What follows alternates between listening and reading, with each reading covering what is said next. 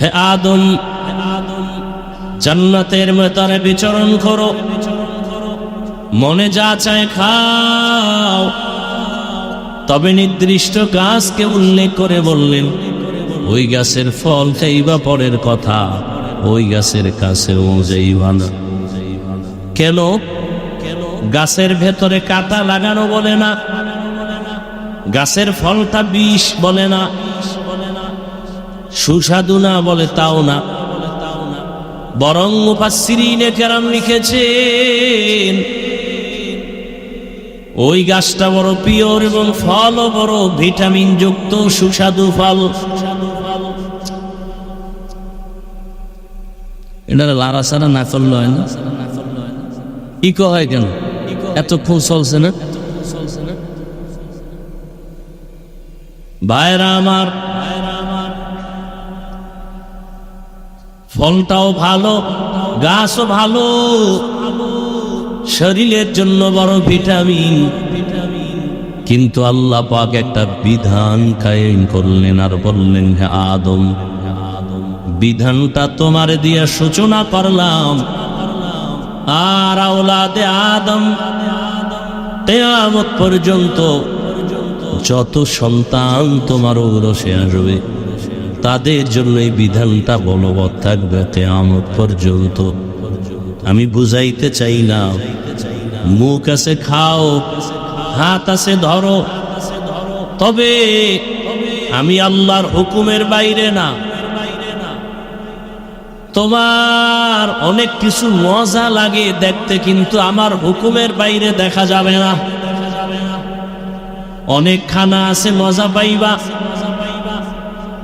কিন্তু তুমি মজা পেলেই খাওয়া যাবে না, আমার হুকুম ছাড়া হবে না।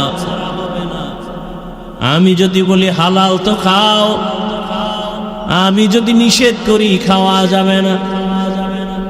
চোখ দিয়া দেখার জন্য তুমি দেখো, তবে আমার হুকুমের বাইরে দেখবা না। চোখ দিয়া মাকে দেখো সওয়াব, বাবাকে দেখো সওয়াব। চোখ দিয়া কোরআনুল কারীম তাকায় তাকায় দেখবা সওয়াব। চোখ দিয়া বাইতুল্লাহ দেখবা সওয়াব। কেমন আল্লাহর ঘর, যেই বাইতুল্লাহর দিকে তাকায় থাকলেই সওয়াব আর সওয়াব আর সওয়াব। জমিনে আর দ্বিতীয় কোনো ঘর নাই যে ঘরের দিকে তাকাইলে সওয়াব।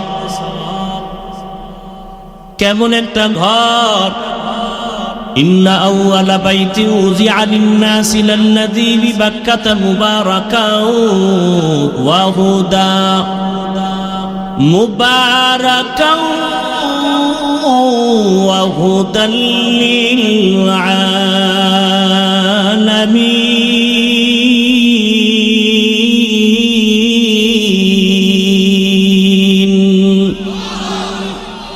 বাখা কুরআন কালামুল্লাহ বশনো কদিমাস্তি কদিমাস্তি নইনো। পৃথিবী নামক গ্রহ আল্লাহ বানানোর পরে সর্বপ্রথম এ জমিনের বাস করার মতো বাসিন্দা বানিয়েছেন। এর আগে আল্লাহ প্রথমে জমিনে বানিয়েছেন একটা ঘর। এর আগে কোনো প্রাণী জমিনে বানানো হয় নাই। পৃথিবী নামক গ্রহ সৃষ্টি করার পরে আল্লাহ একটা ঘর বানালেন মক্কা নগরীর ভেতরে, বাইতুল্লাহ। এমন একটা ঘর, যেই ঘরের এরিয়ার মধ্যে যদি কেউ ঢুকে, যদি একবার বলে আল্লাহ, সাথে সাথে তার আমলনামায় 101 বার আল্লাহ বলার সওয়াব আল্লাহ দান করবেন। বাইতুল্লাহর সীমানায় গিয়া যদি কেউ একবার বলে সুবহানাল্লাহ, আমলনামায় তার 1,00,000 বার সুবহানাল্লাহ বলার সওয়াব আসবে। সুবহানাল্লাহ আসে না? আতিনা ফি দারে দুনিয়া না হাসান আতিনা ফি দারে উকবানা হাসান ইয়া গিয়াসাল মুস্তাগীসি নাহদিনা লাফতিসারা বিল উলুমি ওয়াল গিনা হর গরিদে নেকো তু তৈয়ার হে जो न मांगे उससे तो बेजार है। কথা একটু বেশি হয়ে যাইতেছে না? ধৈর্য আছে তো? আল্লাহ রাসূল বলেন ইত্তাকিল মাহারিম তাকুন আবাদান নাস। হারাম অবৈধ জিনিস থেকে নিজেকে বাঁচাও। হে আমার কলিজার যুবক, পর্দার আড়ালের আম্মা জানেরা, বোনেরা, বৃদ্ধ বাবাজি, আল্লাহ বলেন নিজেকে হারাম থেকে বাঁচাও, আল্লাহর অপছন্দনীয় জিনিস থেকে বাঁচাও। এ হলো একটা সমষ্টি আওয়াজ, আলাল ইনফিরাদ আওয়াজ। ও হাতওয়ালা, তোমার হাত বৈধ জিনিস ধরা, এর বাইরে অবৈধ জিনিস স্পর্শ করা থেকে হাতটাকে বাঁচাও। হাতের মধ্যে কলম আছে, লেখো, তবে গীবত লেখা থেকে হাতকে বাঁচাও। ফেসবুকে অন্যের বদনাম লেখা থেকে তোমার হাতটাকে বাঁচাও। ও আল্লাহর গোলাম, তোমার চক্ষু দুইটা বেগানার দিকে নজর থেকে বাঁচাও। গুনাহের দৃষ্টি থেকে তোমার নজরকে বাঁচাও। মোবাইলে তাকাইয়া বেগানা দেখবা না, ওখান থেকে চোখেরে বাঁচাও।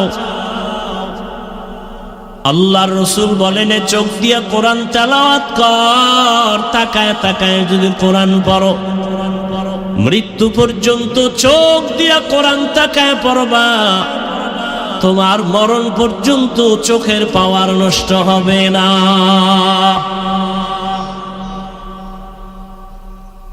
কোরআন মুখস্থ পড়ার তুলনায় দেখে পড়লে দাম বেশি, লাভ বেশি। চোখের হক আদায় করি, চোখের পাওয়ার বাড়বে। কোরআন তেলাওয়াত করো দেখে দেখে। মোবাইল দেখার কারণে চোখের পাওয়ার দিন দিন নষ্ট হয়ে যাবে। ও চোখওয়ালা, আপনার আমার মতো জমিনে কত চোখওয়ালা আছে, কিন্তু চোখের পাওয়ার নাই, এমন কেউ নাই। কত মানুষ বাস স্ট্যান্ডের ভেতরে গিয়া হাতে লাঠি নিয়া অন্ধ ভিক্ষা করে। বাস টার্মিনাল সায়েদাবাদ, ঢাকা রাজধানী, বাসে মানুষ উঠে উঠে বাড়ি যায়, অন্ধ ভিক্ষুক গাড়ির মধ্যে উঠিয়া কয়, ও যাত্রী ভাইরা, আপনারা বাড়ি যাবেন, যাওয়ার বেলায় পথে আল্লাহ আপনাদের হেফাজতে রাখবেন। কত দুর্ঘটনা হয় চলার পথে। ওই যে রমজানের ঈদের পরপর, ঈদের এক মুহূর্ত কত অ্যাক্সিডেন্ট হয়ে গেল। কুমিল্লায় গাড়ির সাথে ট্রেনের ধাক্কা লেগে গেল, ভিডিওতে তো কান্নার আওয়াজ। আবার গাড়ি পানির মধ্যে চলে গেল, ওখান থেকে একটা বাচ্চা সাঁতরায় উঠিয়া কান্না করে, আমার মা পানিতে গাড়ির মধ্যে আটকায় গেছে, আমি মাকে সারা কেমনে বাঁচবো, আমি আর কাকে আম্মু বলে ডাকবো।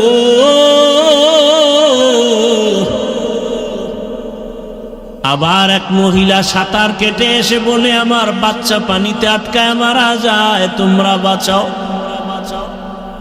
আমার সন্তান যদি না থাকে, আমি কাকে নিয়ে দুনিয়ায় বাঁচব।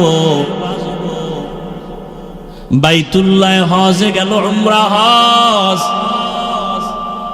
হজ প্রত পালন করে বাবা মা সন্তান নিয়া বন্ধুর এক এলাকা আবার চলে গেল বেড়াইবার জন্য। চলার পথে অ্যাক্সিডেন্ট হয়ে গেল, জায়গায় বাবা মা সন্তান মরে গেল, শুধু একটা ছোট মেয়ে বেঁচে থাকলো। মেয়েটাকে খেলনা দিয়া আত্মীয়রা নিয়ে আসলো ঢাকায় বাড়িতে,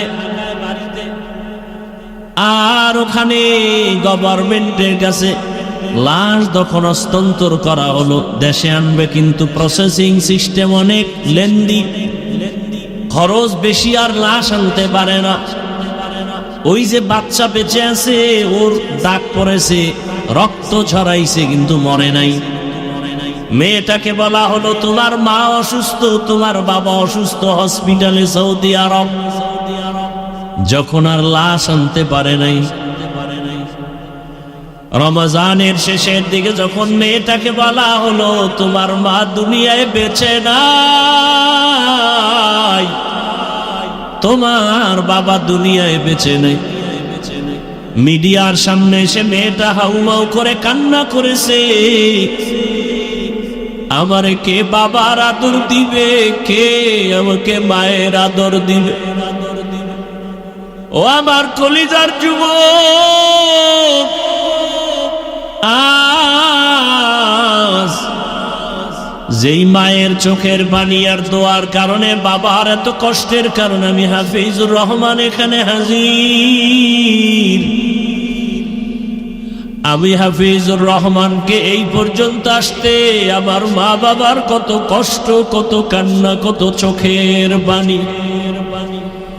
ও টাকাওয়ালা ভাই,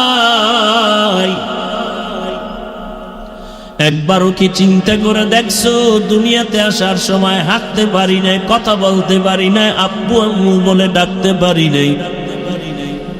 ওই দিন থেকে আমার মা তোমাকে আমাকে নিয়ে কত কষ্ট করেছেন, কত রাত ঘুমাতে পারেন নাই, খানার প্লেট নিয়ে বসছেন, মা খাবেন। ও যুবক, আজকে তুমি কত শক্তির বাহাদুরি করো, সেই সময়ের কথা একটু স্মরণ করো।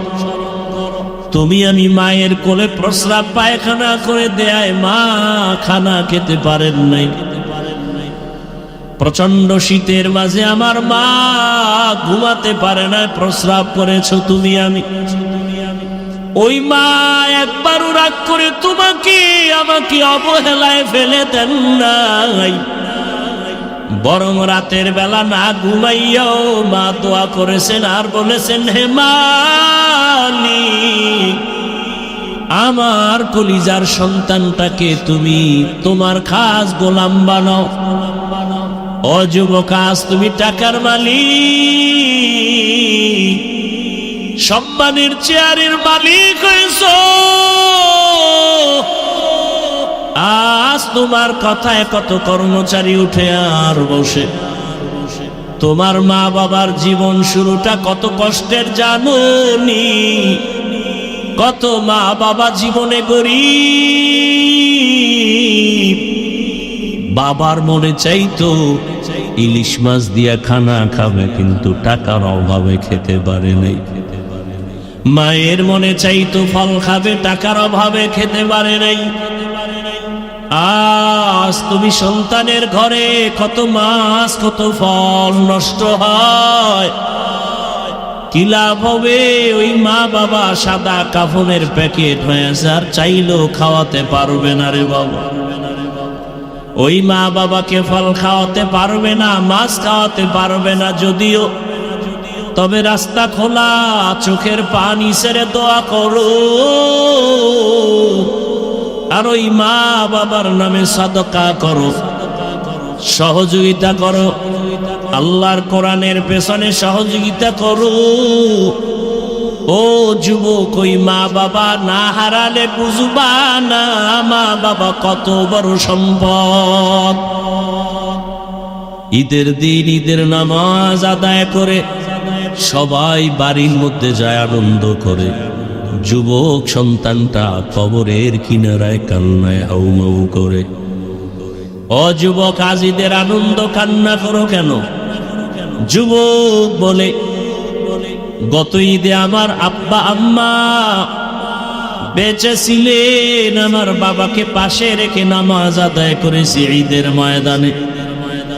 ঘর থেকে বের হওয়ার সময় আমার মা মাথায় হাত দিয়ে দোয়া করেছিলেন। আজ আমি যখন ঈদের নামাজ আদায়ের জন্য ঘর থেকে বের হতে শুরু করেছিলাম, হঠাৎ আমার মনে পড়ে গেল মায়ের বিছানাটা খালি, বাবার বিছানা খালি, মাও নাই বাবাও নাই। ওই মা বাবার চোখের পানি আর দোয়া ছাড়া টাকার মালিক হতে পারো না এরে সন্তান। ওই মা বাবার চোখের পানি আর দোয়া ছাড়া গাড়ি বাড়ির মালিক হতে পারো নাই। ওই মা বাবারে আজকে যারা ভুলিয়াছো একটু স্মরণ করো, চোখের পানি ছেড়ে দোয়া করো। যেই মা এখনো এত বড় হয়ে গেলাম, সন্তানের বাবা হয়ে গেলাম, সন্তানের মা হয়ে আছেন, পর্দার আড়ালের মা, কিন্তু দেখছেননি আপনি বড় হওয়ার পরেও এখনো কিন্তু মা বাবা এমন কোনো রাত নাই টেলিফোন করে খবর নেয় না। বাবা টেলিফোন করে কেমন আছো, খানা খেয়েছো, ঘুমাবা কখন? মা খবর নাই তোমার শরীরের কি হালাত। কিন্তু যার মা দুনিয়ায় নাই, যার বাবাও নাই, এই ময়দানে না জানি কে ইয়াতীম। জীবনে আর বাবার চেহারা দেখবে না, মা বলে ডাক দিতে পারবে না। ও আমার মায়ার নবীর ইয়াতীম উম্মত, ওই বাবাকে কবরে রেখে, ওই মাকে যারা কবরে রেখে এখানে আসছেন, দুফোঁটা চোখের পানি ছেড়ে চোখের হক আদায় করেন আর আল্লাহর কাছে তওবা করেন। চোখ দিয়ে আর গুনাহ দেখবেন না, হাতের দ্বারা গুনাহ ধরবেন না, জবানের দ্বারা গুনার আওয়াজ দিবেন না, কানের ভেতরে গুনার আওয়াজ নিবেন না, আল্লাহর দেয়া পা দিয়া গুনার পথে হাঁটবেন না। তওবা করেন আর মা বাবার জন্য দোয়া করেন। আর আমার ওই কলিজার যুবকদের বলবো, এখনো যার মা বেঁচে আছে, যার বাবা বেঁচে আছে, জীবনে মা বাবাকে কত কাঁদাইছো, কত কষ্ট দিয়েছো। ওই মা বাবা কষ্ট পেয়ে গোপনে গোপনে কত কান্না করেছে। সময় আছে, তওবা করো, হাতের কাছে পাইলে ক্ষমা চাও। আল্লাহর জাতের কসম, ওই মা বাবা যদি কারো উপরে বর্তমান খারাপ মন নিয়ে থাকে, কষ্ট নিয়ে থাকে, জাহান্নাম ওয়াজিব হয়ে যাবে, জান্নাত হারাম হবে। ও সন্তান, ওই মা বাবার মনে যদি কষ্ট দিয়া চলো, ব্যবসা হবে না, চাকরি হবে না, জীবন সফল হবে না। যদি অন্যায় করিয়াই থাকো, গোপনে গিয়া বাবার হাতটা ধরে ক্ষমা চাও। বাবারে যদি বলো, বাবা আমারে ক্ষমা করে দাও, আর বেয়াদবি করব না, বাবার দেখবা চোখে পানি চলে আসবে, দিলটা নরম হয়ে যাবে। বাবা বলবে, সন্তান আর কষ্ট নাই, বাসায় গিয়া মায়ের কাছে ক্ষমা চাইও আর বলিও, মা জীবনে কত বেয়াদবি করেছি রে মা, আমার কথায় কষ্ট পেয়েছো, মাঝে মাঝে তুমি কান্নাও করেছো। এরে আম্মা জান, আজ আমি তওবা করে আর সিওয়াজের প্যান্ডেলে আর গুনাহ করব না, হাতের দ্বারা, চোখের দ্বারা, জবানের দ্বারা। আমার গুনার কারণে দিলটা পাথর, চোখে পানিও নাই। আজ আমি তওবা করেছি। ও মাস আসছি ক্ষমা চাওয়ার জন্য, তুমি আমার মাথায় হাতটা দিয়া দোয়া করে দাও, আর বেয়াদবি করব না। মাকে যদি বলতে পারো, দেখবা মায়ের চোখের কোঠায় পানি। মা কান্না করে বলবে, বাবা আয়। মাথায় হাত দিয়া চিৎকার করে কাঁদবে আর বলবে, ও আরশে আজিমের মালিক, আমার কলিজার সন্তানটাকে তুমি কবুল করে নাও। আয় আল্লাহ, শান্তির জীবন দান করো। ওই মা বাবার দোয়া ছাড়া আল্লাহর কসম সফল জীবন আর আসবে না। অতএব তওবা করো আল্লাহর হুকুম অনুযায়ী, আল্লাহর ভয় নিয়ে গুনাহ থেকে বাঁচো, খাঁটি মুসলমান হইয়া কবরে যাও। আল্লাহর কাছে মনটা খুলে তওবা করো গোপনে। আল্লাহকে বলো, হে আল্লাহ, জীবনে কত গুনাহ করেছি, হাতের দ্বারা, চোখের দ্বারা, জবানের দ্বারা, অন্তরের দ্বারা। আয় আল্লাহ, গুনাহ নিয়ে কবরে যেতে চাই না, জাহান্নামের শাস্তি সহ্য করতে পারবো না রে আল্লাহ। আজ তওবা করলাম, মরিয়া গেল আর দাড়ি কাটবো না, নামাজ ছাড়বো না, বেপরদায় চলবো না, মা বাবার সাথে বেয়াদবি করবো না। ওলামায়ে কেরামের পরামর্শ, শিক্ষকের দোয়া নিয়ে নবীজির আদর্শ মেনে জীবন চালাবো। পর্দার আড়ালের মা বোনেরা, আল্লাহর কাছে তওবা করেন আর বেপরদায় চলবেন না, নামাজ ছাড়বেন না, সন্তানটাকে আদর্শ ডাক্তার, ইঞ্জিনিয়ার বানাবেন, কোরআন পড়াবেন। মোবাইল নিয়ে আর গুনাহের প্রতিযোগিতা করবেন না। আল্লাহর কাছে তওবা করার মতো যদি অন্তর তৈরি থাকে, যুবক বৃদ্ধ বাবাজিরা, খাঁটি তওবার নিয়তে দুটো হাত আমার আল্লাহকে দেখাইয়া দাও। আয় আল্লাহ, হাতগুলো কবুল করে নেন, তওবা কবুল করে দেন, তওবার উপরে মজবুত হয়ে চলার তৌফিক দান করেন। আমিন। আলহামদুলিল্লাহি রাব্বিল আলামিন, ওয়াসসালাতু ওয়াসসালামু আলা সাইয়্যিদিল আমবিয়াই ওয়াল মুরসালিন ওয়া আলা আলিহি ওয়া আসহাবিহি আজমাইন। ইয়া আরহামার রাহিমিন, ইয়া আরহামার রাহিমিন, ইয়া আরহামার রাহিমিন। রব্বিরহামহুমা কামা রব্বায়ানি সগীরা। اللهم إنك عفو كريم تحب العفو فاعف عنا. اللهم إنا نسألك رضاك والجنة ونعوذ بك من سخطك والنار. পরিস্থিতি কখন কোন দিকে যাবে বলা যায় না, কাউকে দোষ দিয়েও লাভ নাই। সবকিছু আপনার আমার কৃতকর্মের ফলাফল। অন্যকে খারাপ বলার আগে নিজেকে ভাবা উচিত যে আমি কতটা ভালো। মানুষ বলে আমি ভালো, আসলে আমার হাত কতটা প্রিয়, আমার জবান কতটা প্রিয়, আমার চোখ কতটা প্রিয়, আমার সন্তান, আমার পরিবার।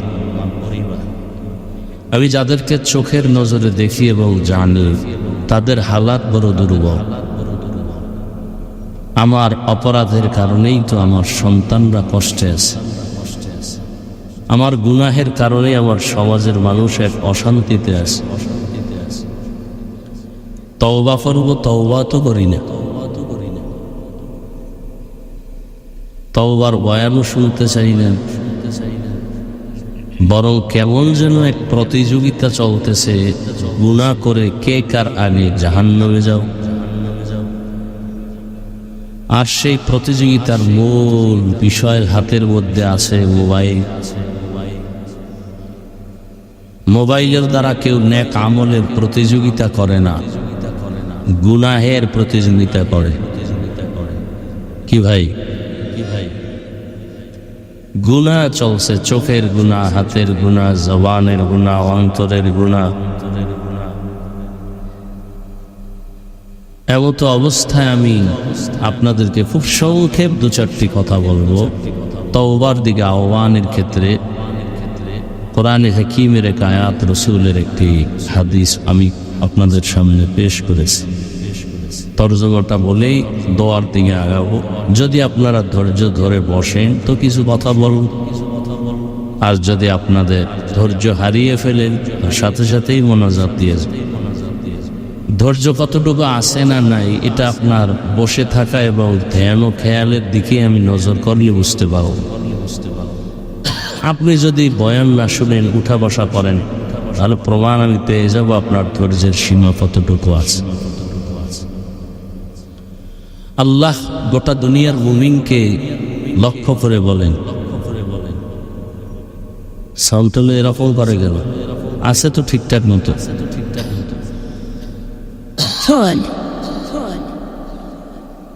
يا أيها الذين آمنوا اتقوا الله حق تقاته হে মুমিন, তোমরা আল্লাহকে ভয় করো, হক আদায় করো ভয় করার মতো। ওয়ালা তামুতুন্না ইল্লা ওয়া আনতুম মুসলিমুন, কেউ তোমরা মুসলমান না হওয়া পর্যন্ত মৃত্যুবরণ করিও না। নবীজি হাদিসে বলেন, ইত্তাকিল মাহারিম তাকুন আবাদান নাস, আল্লাহর নিষিদ্ধ জিনিস থেকে নিজেকে বাঁচায় রাখো, তাহলেই তোমার মর্যাদা দিন দিন বেড়েই যাবে, মর্যাদা বাড়তেই থাকবে। আয়াত হাদিসের তরজমা শেষ। হাদিসের উপরে 2-4 মিনিট কথা। আল্লাহ তাআলা আমাদেরকে চলার ক্ষেত্রে পা দিছেন। ইকো হয় কেন? ধরার ক্ষেত্রে হাত, স্পর্শ করার জন্য, আওয়াজ নেয়ার জন্য কান, ঘ্রাণের জন্য নাক, সব আল্লাহ দিছেন। এগুলো স্বাধীন না, এটা সীমাবদ্ধতা আছে। আপনি চোখ দিয়ে তাকাবেন, তাকানোর জন্যই আল্লাহ চোখ দিছেন, তার মানে আপনি মনে যা চায় তাই দেখবেন, সীমাবদ্ধতা আছে। হাত দিয়ে ধরবেন, তার মানে রাস্তা দিয়ে হাঁটলে আপনি বেগানাকে ধরবেন, ধরার জন্য হাত, কিন্তু সীমাবদ্ধ আছে, স্বাধীন না। স্বাধীন জীবনের কোনো মূল্য নাই। যেমন আপনাদের নজরে দেখবেন অনেক কুকুর রাস্তায় বাজারে দৌড়াদৌড়ি করে, কোনো মূল্য নাই। কিন্তু যেই কুকুর মালিকের রশি লাগানো আছে, ওই কুকুরের বড় দাম। ওই কুকুরকে কেউ মারলে মামলা পর্যন্ত হয়।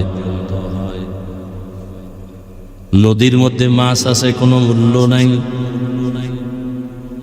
জাল মেরে জেলেরা মাছ যখন বাজারে নিয়ে আসে, তখন ওই মাছের দাম বেড়ে যায়। বুঝেন কিছু? স্বাধীন জীবনের কোনো দাম। খোলা আকাশের মধ্যে দেখবেন বাতাসে পাখিগুলো উড়ে, কোনো মূল্য নাই। কিন্তু যেই পাখি খাঁচার মধ্যে আটকায় দিবেন, ওই পাখির দাম অনেক বেড়ে যাবে। জঙ্গলে হাজারো প্রাণী আছে, কোনো মূল্য নাই। কিন্তু যেই পাখি, যেই প্রাণী খাঁচার মধ্যে আটকানো আছে, চিড়িয়াখানায় গেলে ওটা দেখতে গেলে টাকার প্রয়োজন হবে। জমিনের মধ্যে মানুষ যারা স্বাধীনভাবে চলাফেরা করে, বিচরণ করে, হিন্দু, বৌদ্ধ, ইহুদি, খ্রিস্টান, এমনকি নামদারি মুসলমান, কোনো মূল্য নেই।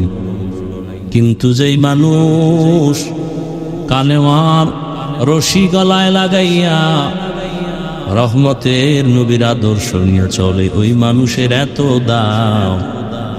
যে মানুষ রাসূলের আদর্শ নিয়ে চলে, আল্লাহর গোলামি করে, ওই মানুষ যখন কোনো রাস্তা দিয়া হাঁটে, রহমতের ফেরেশতা তাদের পায়ের নিচে নূরের পাখা বিছায়া দেয়।